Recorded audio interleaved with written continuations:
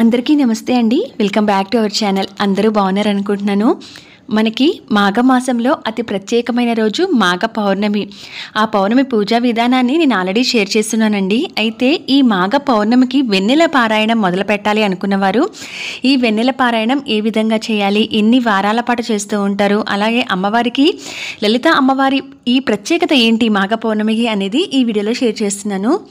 మాఘ పౌర్ణమి అనేది మనకి ఫిబ్రవరి 12వ తారీఖు జరుపుకోవాలి. ఈ ఫిబ్రవరి 12న మనకి మాఘ పౌర్ణిమ అండి. ఈ రోజున మరింత విశిష్టత ఏమిటంటే లలితా జయంతి కూడా అమ్మవారు ఆవిర్భవించిన రోజుగా ఈ మాఘ పౌర్ణిమ రోజు లలితాదేవి జయంతిగా మనం పూజ అనేది చేసుకుంటాము.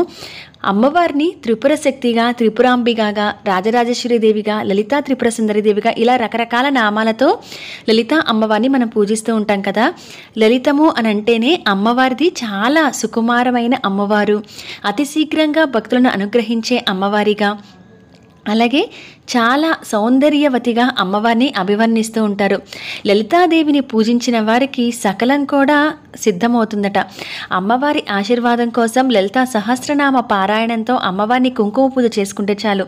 అమ్మవారికి ఆ కుంకుమతో ఎవరైతే పూజ చేస్తారో వారిని అతి తొందరగా అనుగ్రహిస్తుంది అని చెప్తారు. అటువంటి మాఘ పౌర్ణమి నాడే మనము లలితా జయంతిగా జరుపుకోవడం అనేది చాలా ప్రత్యేకమైనది. మరి ఈ లలితా జయంతి రోజు అమ్మవారిని వెన్నెల పారాయణం అనేది చేస్తూ ఉంటారు. వెన్నెలలో కూర్చొని లలితా సహస్రనామ పారాయణం అనేది చేయడం చాలా మంచిదండి. అయితే అమ్మవారికి ఈ రోజున ప్రత్యేకంగా ఆసనాన్ని ఏర్పాటు చేసి ఇంట్లో పూజ చేసుకోవడం కానీ, లేదా నిత్య పూజా మందిరంలో కూడా పసుపు కుంకాన్ని సమర్పించి అమ్మవారి శ్రీచక్ర ఆరాధకులైతే అమ్మవారిని చాలా విశేషంగా చేసుకుంటారు. అయితే శ్రీచక్రం అనేది ఇంట్లో అందరూ పెట్టుకోలేరు కాబట్టి ఒకవేళ మీకు కుదిరితే కనుక అమ్మవారి చిత్రపటాన్ని ఈ విధంగా ఏర్పాటు చేసుకొని లేదా విగ్రహాన్ని కానీ ఏర్పాటు చేసుకోండి. చిన్న చిన్న విగ్రహాలు కూడా ఉంటూ ఉంటాయి. అటువంటిని అమ్మవారిని ఆసనంగా వేసి ఎర్రని పూలతో లేదా తెల్లటి పూలతో, ఈ రోజున వెన్నెల అనేది చాలా తెల్లగా ఉంటుంది కాబట్టి అమ్మవారికి లలిత అమ్మవారికి ఎవరైతే ప్రత్యేకంగా పూజ చేయదలుచుకున్నారో వారు తెల్లటి వస్త్రాలు ధరించినా కూడా చాలా మంచిదండి. ఈ రోజున అమ్మవారికి విధంగా ఆసనాన్ని వేసి ధూపాన్ని ఎక్కువగా చూపించి లలితా సహస్రనామం మణిద్వీప వర్ణన ఎవరో చదువుకోవాలనుకున్నా ఈ రోజున చాలా మంచిది. వెన్నెల పారాయణం లలితా సహస్రనామాన్ని చేస్తూ ఉంటారు. అలా చేసేవారు ఈ రోజున మొదలు పెట్టాలి. అలాగే ఇటువంటి బుక్స్ అయితే మనకి లలితా సహస్రనామం రాయడానికి బుక్స్ కూడా దొరుకుతున్నాయి. ఇప్పటి వరకు మేము మొదలు పెట్టలేదు అనుకుంటే ఒక సంకల్పంగా అనుకొని ఆ బుక్లో ఉన్నట్టుగా లలితా సహస్రనామాన్ని చూసి కూడా రాయొచ్చు. అమ్మవారికి ఈ రోజున ప్రత్యేకంగా గాజుల మాలలు కానీ, చక్కని పూలమాల కానీ సమర్పించి ఎర్రని పూలతో అమ్మవారికి పూజన చేసుకుంటూ లలితాదేవి అష్టోత్తర శతనామావళి ఉంటుంది. అవి చదువుకోవటం, ఎర్రటి అక్షింతలు పూజలో వాడండి. అలాగే అమ్మవారికి కుంకుమ పూజ అంటే చాలా ఇష్టం. ఒకవేళ మీ దగ్గర చిన్న చిత్రపటం కానీ విగ్రహాలు కానీ ఉన్నాయంటే పెట్టుకోవచ్చు. లేవంటే కనుక చిన్న పసుముద్ద రూపంలో అయినా సరే అమ్మవారిని ఒక చోట ఉంచి మీరు అక్కడ కుంకుమ వేస్తూ లలితా సహస్రనామ పారాయణం అనేది చేయండి.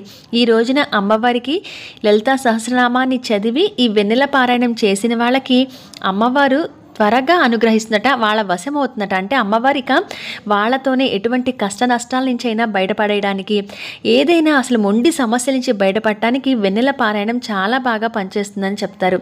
మరి ఈ వెన్నెల పారాయణం ఏ విధంగా చేయాలి అని అంటే మనకి రాత్రి వేళలో వెన్నెల అంటే చంద్రుడు పౌర్ణమి నాడు చాలా నిండుగా ఉంటాడు కాబట్టి ఆ రోజున వెన్నెల పారాయణం చేయాలి. అయితే ఇంట్లో తప్పనిసరిగా దీపారాధన చేసుకోవాలి.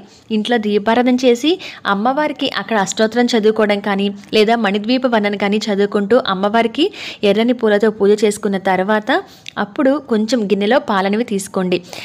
రాగి కానీ లేదా వెండి గిన్నె కానీ ఇలా చిన్నది ఏదైనా ఇత్తడి గిన్నె కానీ తీసుకొని కొంచెం గోరువెచ్చని పాలనేవి తీసుకుంటారు. అయితే ఇవి ఆవు పాలు చాలా మంచిది, లేదంటే మామూలు పాలైనా గోరువెచ్చని పాలు తీసుకోవాలి అని అంటారు. తీసుకొని దాంట్లో కొంతమంది కలకండ లాంటిది వేసుకుంటారు, కొంతమంది పటిక బెల్లం పొడి, పంచదార వేసుకోకుండా పటిక బెల్లం పొడి అయితే వేసుకుంటారు.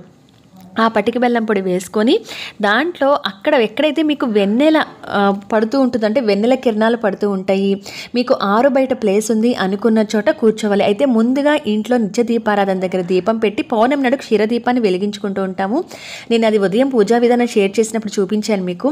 అలా క్షీరదీపాన్ని వెలిగించుకొని అమ్మవారికి అక్కడ సంకల్పం చెప్పుకొని లలితా సహస్రనామ వెన్నెల పారాయణం చేస్తున్నాం కనుక మీ గోత్రము, మీ నామాలు ఇవన్నీ చెప్పుకొని అమ్మవారికి సంకల్పం చెప్పుకొని ముందుగా వినాయకుడికి పూజ చేసుకొని ఈ వెన్నెల పారాయణానికి ఎటువంటి విఘ్నాలు కలగకూడదని చెప్పి స్వామివారికి కూడా నమస్కారం చేసుకొని వచ్చిన తర్వాత ఇంట్లో ఈ విధంగా దీపము ధూపము పూజ అయిన తర్వాత బయటకు వచ్చి అయితే మనకి డాబా పైన అంటే మేడ మీద అంటాం కదా, అలా ఓపెన్ ప్లేస్ మీకు ఏదైనా ఉంటే అక్కడ ప్రశాంతంగా కూర్చొని ఎవరి డిస్టర్బెన్స్ లేకుండా అక్కడ కూర్చొని వెన్నెల పారాయణం అనేది చేస్తూ ఉంటారు.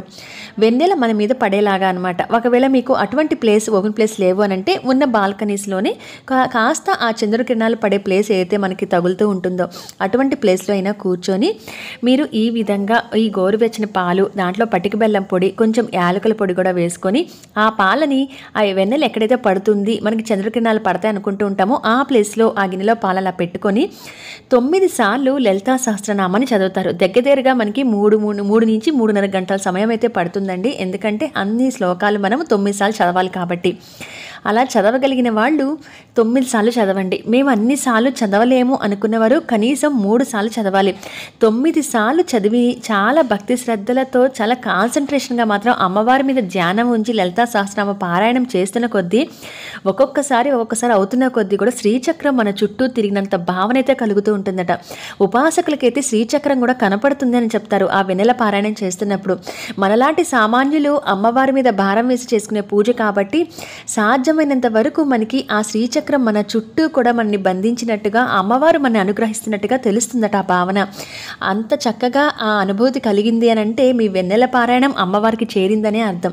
కాబట్టి సాధ్యమైనంత వరకు భక్తి శ్రద్ధలతో ఎటువంటి డిస్టర్బెన్స్ అనేది లేకుండా అమ్మవారికి ఈ విధంగా వెన్నెల పారాయణం 9 సార్లు లలితా సహస్రనామం చదువుకొని ఆ తర్వాత నమస్కారం చేసుకొని ఆ పాలను తీసుకొచ్చి ఇంట్లోకి పెట్టి మళ్ళీ దేవుడి దగ్గర పెట్టి నమస్కారం చేసుకొని ఆ వెన్నెల కిరణాలు పడ్డ పాలు ఏవైతే ఉన్నాయో అవన్నీ కూడా ఇంట్లో అందరూ ప్రసాదంగా తీసుకుంటే కనుక వాళ్ళకి ఆరోగ్యం, ఆయుష్, ఎటువంటి కార్యక్రమాలు తలపెట్టినా కూడా వాళ్ళు ఇక ఎదురు అనేది లేకుండా, తిరుగు అనేది లేకుండా చాలా శక్తివంతంగా వాళ్ళ జీవితంలో పైకి వెదుగుతారు. అమ్మవారి శక్తి మనం వర్ణనాతీతం. ఆ తల్లి తలుచుకుంటే, ఆ తల్లి కంటి చూపు పడితే చాలు మన కోరికలు, ఎటువంటి ధర్మబద్ధమైన కోరికలైనా తీరిపోతాయి. అలాగే ఎటువంటి మొండి సమస్యల నుంచైనా బయటపడటానికి ఈ వెన్నెల పారాయణం చాలా బాగా పనిచేస్తుందండి. అయితే 9 సార్లు చదవటం అనేది అంతసేపు చదవలేకపోతున్నాం మేము అనుకునేవారు కనీసం 3 సార్లు మాత్రం తప్పనిసరిగా లలితా సహస్రనామం చదవాల్సి ఉంటుంది. 9 సార్లు చదివితే కనుక ఆ ఫలితం చాలా బాగుంటుంది. అయితే ఎన్ని పౌర్ణములు చేయాలి అని అంటే ఇది రేపు వచ్చేది మనకి మాఘమాసం. ఈ పౌర్ణమికి మొదలు పెట్టచ్చు, లేదా ప్రతి నెల కూడా మనకి పౌర్ణమి వస్తుంది కాబట్టి ఏ పౌర్ణమి నాడైనా మొదలు పెట్టుకోవచ్చు. అయితే కొంతమంది 9 పౌర్ణమిలు చేద్దామని మొక్కుకుంటూ ఉంటారు. అంటే 9 సార్లు లలితా సహస్రనామం చేసి వెన్నెల పారాయణం చేస్తున్నారు కాబట్టి 9 నెలలు చేసుకుంటూ ఉంటారు. కొంతమంది ఎన్ని నెలలు కుదిరితే అన్ని నెలలు చేయొచ్చు, లేదా 3 పౌర్ణమిలు చేసుకోవచ్చు, అంటే 3 నెలల పాటు చేసుకోవచ్చు. లేదా మేము ఒక్కసారి చేద్దాం అనుకుంటే ఒక్కసారి వెన్నెల పారాయణమైనా చేసుకోవచ్చు అండి. చాలా మంచిది. లలితా జయంతి కాబట్టి మాఘమాసం ఎవరైనా మొదలు పెట్టాలి అనుకుంటే ఈ విధంగా వెన్నెల పారాయణం మొదలు పెట్టండి. ఒకవేళ కనీసం ఇలా పారాయణం చేయలేకపోయాము అని అనుకుంటే కనుక మీరు ఇంట్లో ఒక్కసారైనా లలితా సహస్రనామం చేయండి. పూర్తిగా వెన్నెల పారాయణం మాత్రమే చేయాలి అనుకుంటే కనుక నేను చెప్పిన విధంగా అలా చేసుకోవాలి. లేదా మామూలుగా లలితా జయంతి కాబట్టి అమ్మవారికి పూజ చేసుకుంటాం అనుకుంటే కనుక అమ్మవారి సహస్రనామం, మణిద్వీప వర్ణన ఇవి చదువుకోవచ్చు. కనకధార స్తోత్రం ఈ రోజున పఠించండి. ఇవేవి చదవటం రాదు అంటే వింటూ అయినా శ్రీమాత్రే నమః అని అమ్మవారి నామాన్ని జపించిన చాలా అంత ఫలితం ఉంటుంది. వెన్నెల పారాయణం చేయాలి అనుకుంటే కనుక మీరు కంపల్సరీగా లలితా సహస్రనామం చదవటం వచ్చి ఉండాలి. అది చూసైనా చదువుకోవచ్చు. ఒకవేళ మీకు కొన్ని తప్పులు ఉంటాయి అనుకుంటే కనుక కొంచెం బాగా ప్రాక్టీస్ చేశాక మొదలు పెట్టండి. ఒక పక్క వింటూ కూడా మనము వాళ్ళతో పాటు అంటే ఆడియో పెట్టుకున్నాం అనుకోండి, అలా వింటూ కూడా మనం కూడా చదువుకోవచ్చు. అయితే ఎక్కడ డిస్టర్బెన్స్ లేకుండా ఒక చోట కూర్చొని మాత్రమే 9 సార్లు మీరు ఎన్నిసార్లు అయితే అనుకుంటారో అన్నిసార్లు చేయవలసి ఉంటుంది. మధ్యలో లేస్తూ వచ్చి కూర్చొని ఒకసారి ఒక చోట ఇంకోసారి ఇంకో చోట కూర్చొని చేయడం అలా చేయొద్దు. అయితే కొన్నిసార్లు మనకి ఏదైనా క్లైమేట్ వల్ల చంద్రుడు కనపడకపోవచ్చు కదా అని మీరు అనుకోవచ్చు. కానీ చంద్రుడు ఉదయిస్తేనే పోనివ్వండి, ఒకసారి మనకి మబ్బులు చాటున చంద్రుడు కూడా కనపడ్డు అయినా పర్లేదు. బయట మనకి చంద్రుడి కిరణాలు ఎక్కడైతే మనకి ఆ పౌర్ణమి వెన్నెల పడుతుంది, ఓపెన్ ప్లేస్ ఉందనుకుంటామో అటువంటి చోట్ల బాల్కనీలో ఒక తులసి కోట దగ్గర ప్రశాంతంగా కూర్చుని అక్కడ ఒక దీపం పెట్టుకొని కానీ ఇలా కూడా మీరు వెన్నెల పారాయణం చేయవచ్చు. అయితే ఉదయం నుంచి సాయంత్రం వరకు సాత్వికమైన ఆహారం తీసుకోవాలి. రాత్రికి బ్రహ్మచర్యం పాటించాలి. ఉపవాసం ఏమీ ఉండనక్కర్లేదండి. నాన్ వెజ్ తినకుండా ఉంటే సరిపోతుంది. అలాగే ఇల్లు వాకిళ్ళు శుభ్రం చేసుకోవడం, ఇంటి ముందు ముగ్గు పెట్టుకోవడం ఇవన్నీ కామన్‌గా మనందరం చేసేవే. ముఖ్యంగా వచ్చేసి ఆ రోజు తలస్నానం కూడా చేయండి. వెన్నెల పారాయణం ఆడవారు, మగవారు ఎవ్వరైనా చేయొచ్చండి. ఆ అమ్మవారి అనుగ్రహం కోసం ఎవ్వరైనా చేసుకునే ఈ వెన్నెల పారాయణం అనమాట. మాఘ పౌర్ణమి కాబట్టి ఎవరైనా మొదలు పెట్టుకుంటారని దీంట్లో షేర్ చేశాను. లేదా మామూలుగా మేము పూజ చేసుకుంటామంటే కనుక అమ్మవారికి ఈ విధంగా మీరు ధూపము, దీపము చూపించి ఎర్రని పూలు, ఎర్రని అక్షింతలతో అమ్మవారికి పూజన చేసుకోండి. చాలా మంచిదండి. ఇదండి మాఘ పౌర్ణమికి లలితా జయంతి పూజా విధానం, వెన్నెల పారాయణం గురించి. ఇది పీరియడ్ ఉన్న 5th డే మీరు మారు స్నానం చేసిన తర్వాత కూడా చేసుకోవచ్చు. ప్రెగ్నెంట్ లేడీస్ అయితే జాగ్రత్తలు తీసుకొని, కొంతమంది 5th మంత్ లోపల పూజ చేస్తుంటారు, కొంతమంది ఇళ్ళలో 7th మంత్ వరకు కూడా చేసుకుంటుంటారు. కాబట్టి మీ ఇంటి పద్ధతిని బట్టి ఈ వెన్నెల పారాయణం కూడా చేసుకోవచ్చు. కడుపులో ఉన్న బిడ్డకు కూడా చాలా మంచిదండి. ఇదండి ఇవాటి ఇన్ఫర్మేషన్ వీడియో. మరొక మంచి ఇన్ఫర్మేటివ్ వీడియోతో మళ్ళీ మిమ్మల్ని అందరినీ కూడా కలుస్తాను. అంతవరకు సెలవు. నమస్కారం.